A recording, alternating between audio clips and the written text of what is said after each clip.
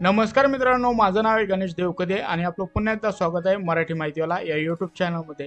तर मित्रांनो, आपले कोणी पण अपंग मित्र असेल व नातेवाईकामध्ये कोणी अपंग असेल व त्यांचे UDID कार्ड म्हणजेच UDID सर्टिफिकेट व त्यालाच आपण अपंग प्रमाणपत्र हे पण म्हणतो, तर हे तुम्ही घर बसल्या तुमच्या मोबाईलवरून कसे काढायचे ते आपण या व्हिडिओमध्ये बघणार आहोत.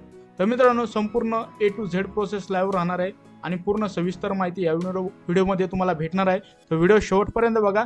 अशाच लेटेस्ट अपडेट मी तुमच्यासाठी घेऊन येत असतो. आतापर्यंत आपल्या यूट्यूब चॅनलला तुम्ही सबस्क्राईब केलेलं नसेल तर लगेच सबस्क्राईब करून ठेवा, कारण की अशीच महत्त्वपूर्ण माहिती तुम्हाला भेटत राहील. तर मित्रांनो, चला व्हिडिओला सुरुवात करूया. तर मित्रांनो, इथे बघू शकतात यांच्या ऑफिशियल वेबसाईटवर यायचं आहे swavlanbncard.gov.in ही वेबसाईट आहे, ही नोट डाऊन करून घ्या. तर इथं भरपूर असं बघायला मिळेल, तुम्हाला भरपूर अशी माहिती दिलेली आहे. तर इथं तुम्हाला यायचं आहे UDID कार्ड आहे, तर अप्लाय फॉर डिसेबिलिटी सर्टिफिकेट तुम्हाला इथं क्लिक करायचं आहे. जर तुम्ही पहिले काढलेलं असेल तर इथून रिन्युअल पण करू शकतात. तर आपल्याला नवीन काढायचं आहे, तर आपण इथे क्लिक करणार आहोत. इथं क्लिक केल्यानंतर अशी काही इंटरफेस किंवा अशी काही माहिती आपल्याला बघायला मिळते.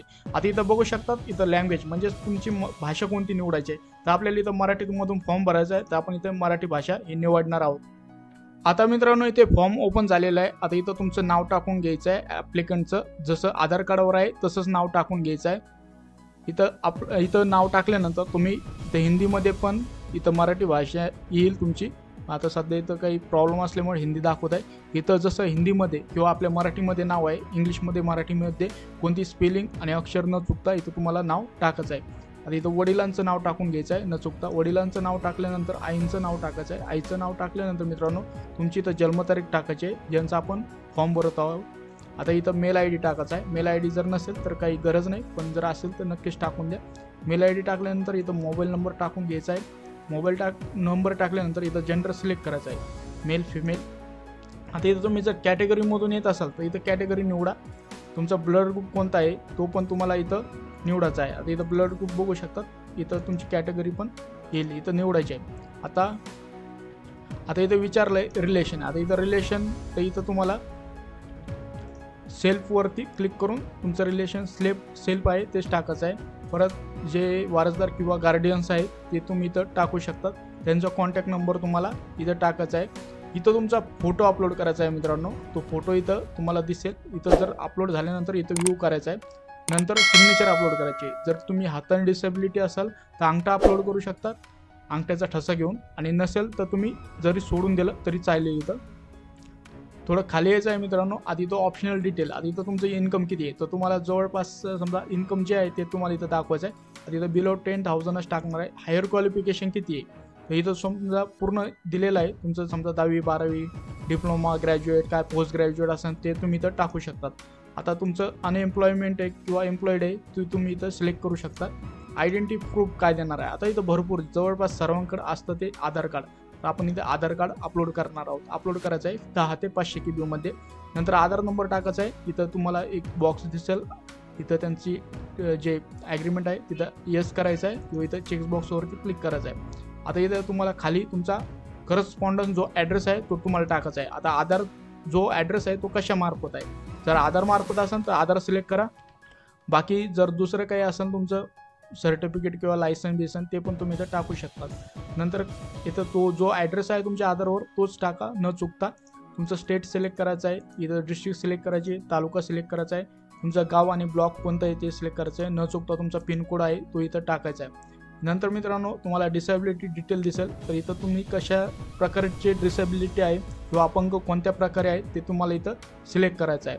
ते झाल्यानंतर मित्रांनो, तुम्ही कशामधून म्हणजे डिसेबिलिटी कशी झाली आहे, ॲक्सिडेंट किंवा इथं ऑप्शन दिलेला आहे, त्यामध्ये तुम्ही जे ऑप्शन तुम्हाला सूट करतात ते ऑप्शन निवडायचं आहे. नंतर इथं खाली बघू शकतात डिसेबिलिटी तुम्ही बर्थ म्हणजेच जन्माल्यापासून आहे किंवा काही दिवसापासून आहे जर असेल तर तुम्ही इथं वर्ष आहे ते सिलेक्ट करायचं आहे. परत तुमच्याकडे डिसेबिलिटी सर्टिफिकेट आहे किंवा नाही ते सिलेक्ट करायचं आहे. आता इथं hospital assignment issue UDID card. तर हॉस्पिटलकडून जर कार्ड असेल तुमच्याकडे भेटलेलं ते तुम्ही इथं क्लिक करून तुमचं इथं स्टेट निवडायचं आहे. नंतर इथं हॉस्पिटल जे आहे ज्या जिल्ह्यामध्ये ती जिल्हा निवडायचा आहे. हॉस्पिटलचं नाव येईल नंतर ते तुम्हाला इथं निवडायचं आहे. आता इथे बघू शकता मित्रांनो, तुम्हाला एक कॅप्चा आलेला आहे 3 6+3. तर इथं समजा 9 असं टाकायचं आहे. नंतर आय ॲग्रीवरती जे डिक्लेरेशन आहे त्यांना ॲक्सेप्ट करायचं आहे. सबमिट बटनावरती तुम्हाला क्लिक करायचं आहे.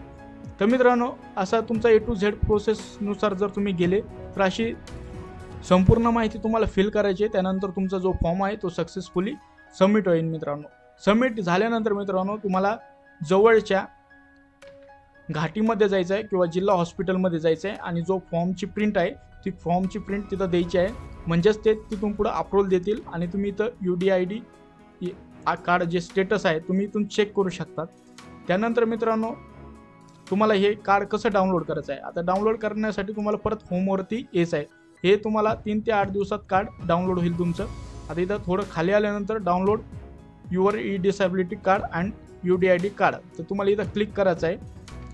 इथे क्लिक केल्यानंतर मित्रांनो तुम्हाला एक एनरोलमेंट नंबर भेटतो. त्याच्यानंतर तुमची जी जन्मतारीख टाकलेली असते फॉर्मवरती टाकायचे, कॅप्चा फिल करायचा, लॉग इन करायचं आहे. लॉग इन झाल्यानंतर मित्रांनो तुमचं जे UDID कार्ड आहे तिथे तुम्हाला दिसेल, तिथून तुम्ही डाउनलोड करून घेऊ शकता व त्यानंतर तुम्हाला जिथे पण वापरायचं आहे ते UDID कार्ड ते तुम्ही वापरू शकता मित्रांनो. तर मित्रांनो असं आपण संपूर्ण माहिती पाहिलेली आहे.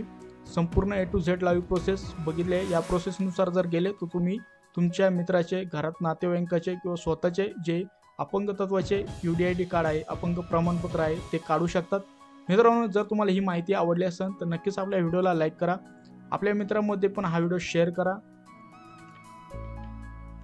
आणि आपल्या यूट्यूब चॅनल तुम्ही नवीन असाल तर आपल्या यूट्यूब चॅनलला लगेच सबस्क्राईब करून ठेवा, कारण की अशाच लेटेस्ट अपडेट मी तुमच्यासाठी घेऊन येत असतो.